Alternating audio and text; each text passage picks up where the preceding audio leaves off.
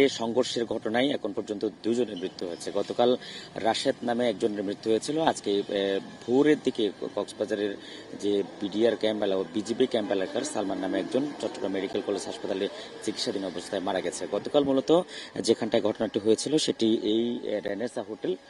এই রেনেসা হোটেলের বারে মূলত ঘটনাটি ঘটেছিল গতকাল রাত 10:30 থেকে 11টার মধ্যে। এই যে হোটেলটি দেখতে পাচ্ছেন, এই হোটেলের রেনেসা হোটেলের দোতলায় একটি মদের বার রয়েছে, যেটি গতকাল পুলিশের পক্ষ থেকে যদিও বলা হয়েছে যে সেটার কোনো পারমিশন নেই, অর্থাৎ অনুমতিপত্র ছিল না, তারপরে তারা অবৈধভাবে কক্সবাজারের একদম শহরের নাকের ডগায় এটি চালাচ্ছিল বলে কক্সবাজারের অতিরিক্ত পুলিশ সুপার ওহিদুল ইসলাম তিনি আমাদেরকে জানিয়েছিলেন। এবং এখানে যারা আসলে মদের বারে যারা মদ পান করতে যান তাদেরও ঠিকভাবে লাইসেন্স চেক করা হয় না, বা তাদের যে অনুমতিপত্র আছে সেটিও তাদের দেখা হয় না বলে, এবং নানা ধরনের অনিয়মভাবে এটি চালানো হচ্ছিল বলে তিনি আমাদেরকে দাবি করেছেন। আমরা এই মূলত ঘটনা সম্পর্কে যেটি জেনেছি সেটি হচ্ছে কক্সবাজারের এই যে বার যেটি রয়েছে, এটি দোতলার বারের মধ্যে রাশেদের সাথে আনসার নামে একজন পাহাড়তলির একজন যুবক, তারা মূলত দুজনেই এখানে এবং তাদের আরও কয়েকজন বন্ধু মিলে তারা এখানে মদ পান করছিলেন। সেই সময় রাশেদের সাথে আনসারের কথা কাটাকাটি হয়। বাগবিতণ্ডার এক পর্যায়ে রাশেদও তার কিছু লোকজনকে ডেকে নিয়ে আসে এবং একই সাথে যে আনসার রয়েছে তারও আনসারেরও কিছু লোকজন তিনিও ডেকে নিয়ে আসেন। সেখানে আসেন রাধির নেতৃত্বের তাজওয়ার হক রাধি, তিনি শহরের যে গরুর হালদা এলাকাটি রয়েছে সেই গরুর হালদা এলাকার বাসিন্দা।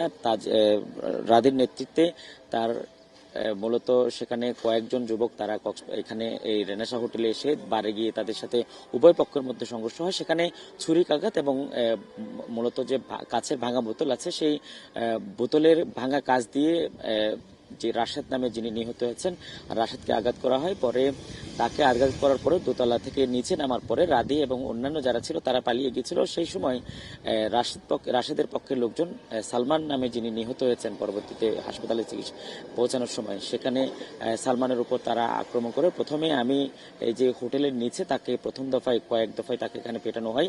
এখানে পেটানোর পরে তাকে এখান থেকে তুলে নিয়ে যাওয়া হয় যে শহরের ফিশারিঘাট নামে যে এলাকাটি রয়েছে নুনিয়াছড়ায়, সেই ফিশারিঘাটে নিয়ে যাওয়া হয়। সেখানে কয়েক দফা মারধর করার পরে পুলিশের হাতে তুলে দেওয়া হয় এবং তাকে মাথা সহ শরীরের বিভিন্ন অংশ আঘাত করা হয়। পরবর্তীতে তাকে কক্সবাজার সদর হসপিটালে নিয়ে যাওয়া হয়। সেখানকার চিকিৎসকরা তার অবস্থা আশঙ্কাজনক হয় তাকে চট্টগ্রাম মেডিকেল কলেজ হাসপাতালে রেফার করে সেখানে চিকিৎসাধীন অবস্থায়, অথবা তাকে পৌঁছানোর আগেই হয়তো তিনি সেখানে মৃত্যুবরণ করেছিলেন। সেখানে পৌঁছার পরপরই চিকিৎসকরা নিশ্চিত করেছেন যে তার মৃত্যু হয়েছে এবং তার স্বজনদের সাথে কথা বলে যেটি জেনেছি সেখানে তার পোস্টমর্টেম করার পরে তাকে তার মরদেহটি কক্সবাজার সদর হসপিটালে অথবা তার বাড়িতে পুলিশের হস্তান্তর করবে। এবং অন্যদিকে যে রাশেদ নামে যিনি নিহত হয়েছেন তার মরদেহ এখনো কক্সবাজার সদর হসপিটালে রয়েছে। আজকে সকালে তার ময়নাতদন্ত হওয়ার কথা, ময়নাতদন্তের পরে তার মরদেহটি মূলত পরিবারের কাছে হস্তান্তর করা হতে পারে। আমরা পুলিশের কাছ থেকে যেটি জেনেছি মূলত তাজওয়ার হক রাধি তিনি শহরের একজন শীর্ষ ছিনতাইকারী এবং তার নেতৃত্বে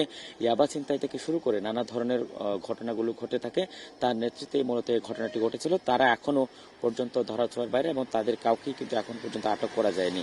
এবং এই ঘটনাকে কেন্দ্র করে কক্সবাজারে তুমুল চাঞ্চল্যের সৃষ্টি হয়েছে, কারণ এই শুধুমাত্র রেনেসার যে হোটেলের মদের বার রয়েছে শুধু এটি নয়, এর পাশাপাশি আরও কিছু মদের বার রয়েছে যেগুলোর আসলে সঠিকভাবে পারমিশন নেওয়া হয় না এবং সেখানে মদ পান করার জন্য যারা যাবেন বা যারা যায় তাদের কাছে সঠিকভাবে পারমিট থাকে না। সেই পারমিট না থাকা সত্ত্বেও তারা নানা জনের কাছে নানাভাবে মদ বিক্রি করেন এবং সেখানে প্রায় সময় এই ধরনের ঘটনাগুলো ঘটে থাকে। গতকাল এই ধরনের ঘটনাকে কেন্দ্র করে মূলত রেনেসার বারে এই দুজনের মৃত্যু হয়েছে এবং এখন পর্যন্ত এই ঘটনাকে কেন্দ্র করে কাউকে আটক করা হয়নি, যদিও পুলিশের পক্ষ থেকে আমাদেরকে জানানো হয়েছে যে তারা ঘটনা তদন্তের সাথে তারা বেশ কিছু সিসিটিভি ফুটেজ সংগ্রহ করেছেন এবং এখানে এই ঘটনার সাক্ষী থেকে শুরু করে বেশ কিছু আলামতও তারা সংগ্রহ করেছেন। সেগুলো বিচার বিশ্লেষণ করে এবং অপরাধীদেরকে শনাক্ত করে দ্রুত তারা আইনের আওতায় আনবেন। আমরা পুলিশের